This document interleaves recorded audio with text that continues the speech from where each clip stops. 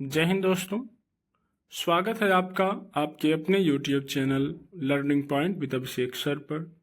दोस्तों, अगर आप चैनल पर नए हैं तो चैनल को सब्सक्राइब कर लीजिए और बेल आइकन प्रेस कीजिए ताकि आप डेली डिक्टेशन पा सकें।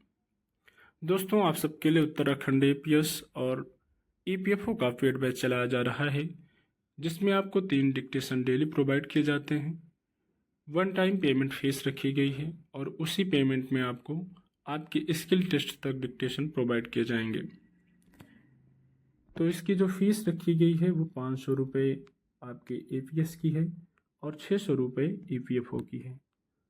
आप इन दोनों बैच में से कोई भी बैच अगर ज्वाइन करना चाहते हैं तो आप इस नंबर पर संपर्क कर सकते हैं 7393976701।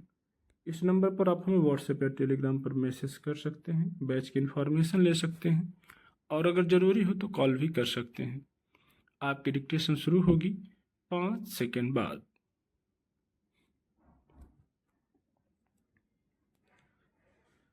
जो लोग अतीत में उलझे रहते हैं वे यादों का आनंद लेते हैं। इससे पता चलता है कि ऐसे लोगों को पूर्व के अनुभवों को याद करने में सांत्वना, खुशी या संतुष्टि मिलती है। यादें भावनात्मक मूल्य रख सकती हैं और पहचान की भावना में योगदान कर सकती हैं। पुरानी यादें निस्संदेह शक्तिशाली भावना हो सकती है, लेकिन वास्तविक जीवन का आनंद वही लोग ले सकते हैं जो वर्तमान और अतीत में संतुलन रखते हुए आज मिल रहे आनंद की अनुभूति को अहमियत देते हैं। हालांकि यादों को संजोना कई बार सार्थक सिद्ध तो होता है, लेकिन अतीत पर अत्यधिक ध्यान केंद्रित करते रहने से किसी भी कार्य में संलिप्त होने और वर्तमान में जीने की क्षमता को बाधित कर सकता है। अगर हम भूतकाल की स्मृतियों में खोए रहते हैं तो भविष्य की ओर यात्रा में विघ्न उत्पन्न हो सकता है। भूतकाल की स्वर्णिम यादों और त्रुटियों से सीखकर भविष्य काल को निश्चित ही स्वर्णिम किया जा सकता है। अतीत के सबक और अनुभव पर विचार किए बिना वर्तमान में तल्लीन रहने से भी सफलता के मार्ग में बाधा उत्पन्न हो सकती है। इसलिए यह जरूरी है कि अतीत और वर्तमान में संतुलन बिठाया जाए।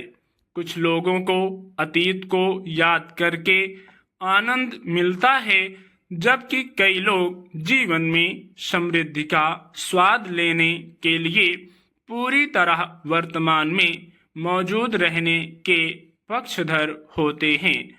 जबकि संभव है कि अतीत में इसी तरह वर्तमान को ही सब कुछ मान लेने से भविष्य भी गंवा देने के उदाहरण रहे हों।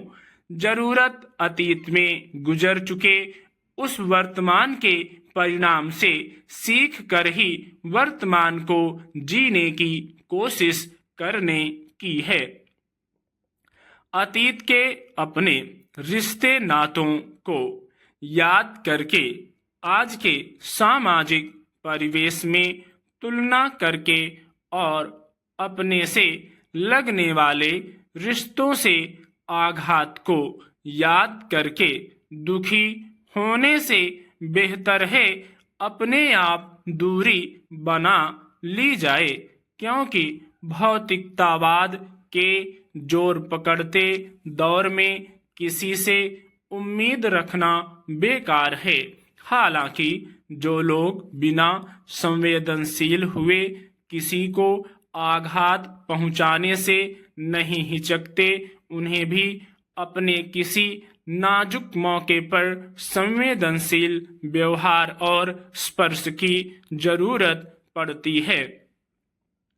आज के दौर में एकल परिवारों में पारिवारिक मूल्य का ह्रास हो रहा है, वहीं आने वाली पीढ़ी के लिए उन रिश्तों को आजीविका की दौड़ में लंबे वक्त तक निभा पाना असंभव होता जा रहा है। ऐसे में अगर किसी से अपेक्षा की जाए और वह उम्मीद पर खरा न उतर पाए तो मन दुखी होता है। यह जरूरी नहीं कि जो रिश्ते भूतकाल में प्रगाढ़ थे वे जीवन पर्यंत पीढ़ी दर पीढ़ी वैसे ही कायम रहें। समय बीतने के साथ साथ हमारे जीवन में लोगों की वास्तविक प्रकृति का पता चलता है, जो उन लोगों के बीच अंतर कर सकता है जो वास्तव में हमारे करीब हैं और जो अपरिचित हैं। स्टॉप।